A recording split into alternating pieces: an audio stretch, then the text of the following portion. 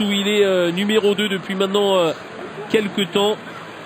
5 matchs seulement joués puisqu'il joue uniquement en coupe.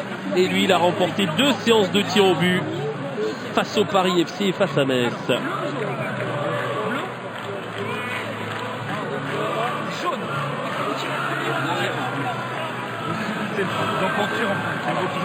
Et la poignée de main, c'est une confrérie à part, hein. On a l'habitude de le dire, Alain, les gardiens de but dans une équipe de football. Et c'est vrai qu'ils ne sont pas très nombreux à aimer les exercices de tir au but quand même, hein.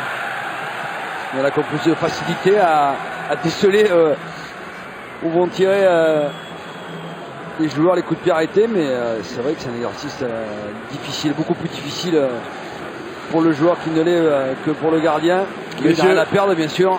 Je vous interromps, excusez-moi Alain, j'ai l'ordre des tireurs. Côté brestois, c'est Adnan qui va tirer en premier, Cuvillier ensuite, Courtet en 3, Simon Fallette en 4 et Touré en 5. Côté auxerrois, ce sera Granic, puis Grenier, Fontaine, Moulumba et Frédéric Samaritano. Ce serait quand même une sacrée belle histoire si c'était Frédéric Samaritano qui allait offrir la victoire à Auxerre en 5e tireur. Mais on n'y est pas encore. Oh non. On n'y est pas encore.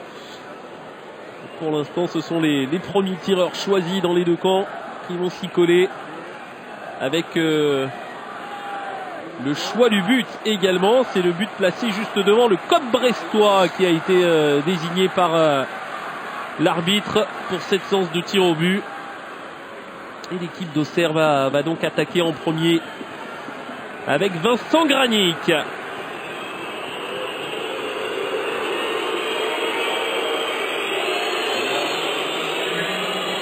Johan Hartog, le gardien de Brest, et Donovan Léon, le gardien d'Auxerre. Deux garçons qui peuvent faire la différence puisque c'est en tir au but. C'est au tir au but que vont se départager Brest et Auxerre. Le premier tireur auxerrois, Vincent Granic, ça rentre sans problème. Parfait. Contre-pied, beaucoup de calme et de sérénité. Hein. Ce coup de pied.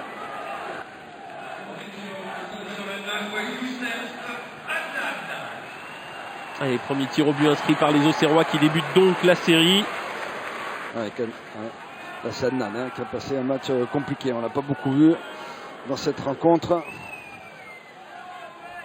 Youssef Adnan arrivé cet hiver en provenance de Tours.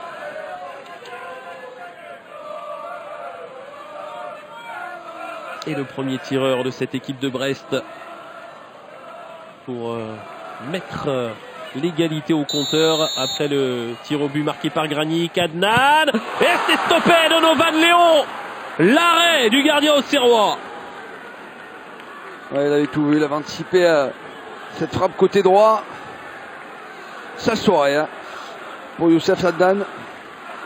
Et l'avantage déjà obtenu par l'équipe auxerroise après le premier tir au but. Cet arrêt de Donovan Léon sur la tentative d'Adnan permet aux Auxerrois de faire maintenant la course en tête. Sébastien Puy-Grenier, il en a vécu lui des moments comme cela déjà dans sa carrière. Le capitaine de cette jeunesse auxerroise, Sébastien Puy-Grenier pour mettre Auxerre dans une position favorable toujours. Ça rentre même si Hartog n'était pas loin. Même côté que Granic, nouvelle fois parfaitement tiré, en force et bien placé, hors de portée du gardien brestois.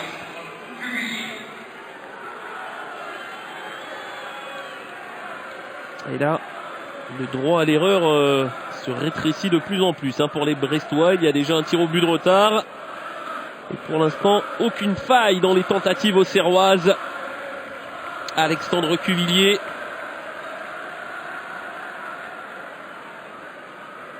Allez, il faut marquer pour rester en course et ne pas se faire trop distancer. Le deuxième tireur brestois. Oh là là, la prise de risque incroyable d'Alexandre Cuvillier. Je pense qu'il a raté son geste.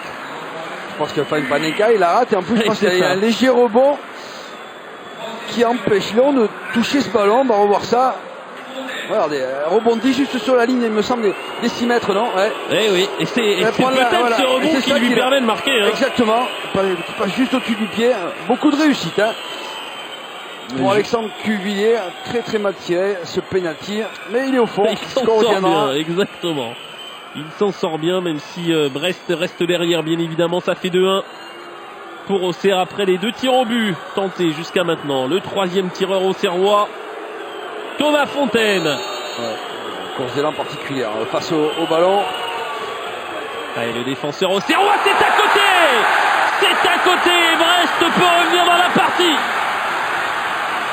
Oui, course d'élan particulière et à l'arrivée, c'était pas cadré. Ouais, j'avais jamais vu ça. Aussi rectiligne, difficile d'ouvrir son pied, que la possibilité de frapper côté gauche, et en plus c'est hors du cadre.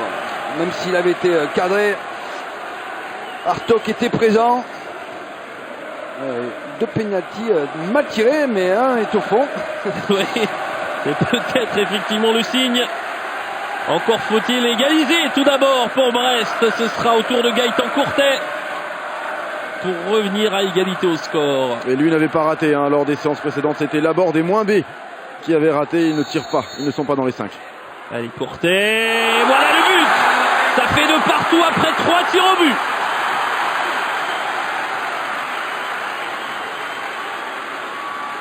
Allez, on repart à 0. Même hauteur que celui de Puy-Grenier et de Granic. Allez, la joie d'Alex Dupont. On repart à 0 dans cette séance de tir au but avec le 4e tireur auxerrois. On nous rappelle un peu la séance de tir au but entre Boulogne et Saint-Etienne. Mulumba.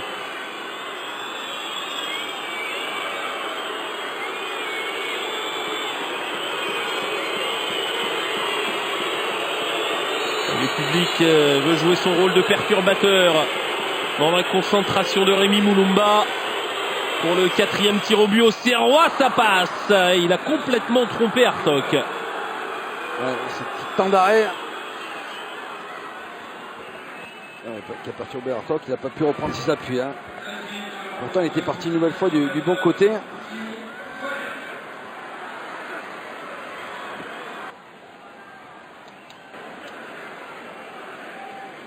Ah oui, Hartog était malmené là sur ce tir au but marqué par Rémi Mulumba. Simon Fallette maintenant. Le défenseur central brestois. Qui avait marqué cette saison, ce n'était pas sur penalty, mais il avait marqué en championnat lors de la victoire 3-0 de Brest sur la pelouse d'Auxerre.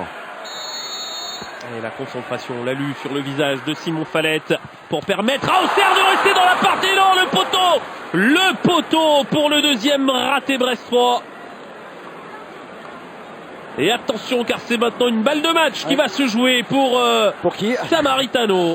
Vous l'avez annoncé, juste avant cette séance de tir au but. Le joueur qui était encore blessé, rupture du tendon d'Achille, qui est revenu. On avait des doutes sur ses capacités physiques à tenir tout ce match. Il est là jusqu'au bout, mais il peut qualifier son équipe pour la demi-finale. Un tir au but. Légèrement le sourire. Un tir au but pour une place en demi-finale. C'est fait. Auxerre se qualifie au tir au but avec une victoire 4 tirs au but à 2 face au Stade brestois. Frédéric Samaritano, le dernier buteur de cette séance. Une équipe de Brest qui aura raté 2 tentatives avec Youssef Adnan et Simon Fallette. Il y aura eu un raté également, mais finalement sans conséquence pour Auxerre avec Thomas Fontaine. Et l'équipe de la Auxerre est donc dans le dernier carré de cette Coupe de France. Victoire au terme d'un match qui ne restera pas dans l'histoire de la Coupe de France. Mais voilà, pour les Auxerrois, peu importe, car la place en demi-finale est assurée avec ce succès 4-2 au tir au but.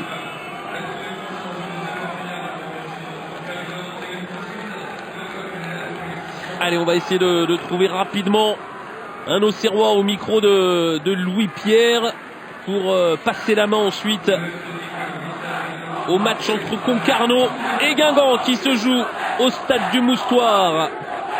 Dans quelques instants au fil, retrouvez Christophe Bureau, Alain Bogossian, Thomas Biel. N'oubliez pas, c'est un match que vous pouvez suivre actuellement sur Eurosport 2. Mais là, on va obtenir les premières réactions, à moins que ça traîne. Hein. Si ça traîne, on risque peut-être de filer. Ouais, personne ne va réagir. Car là, les Auxerrois, oui, sont en train de faire la fête. Ils vont aller saluer leurs supporters. Donc on va peut-être filer, à moins que Donovan Léon, peut-être, si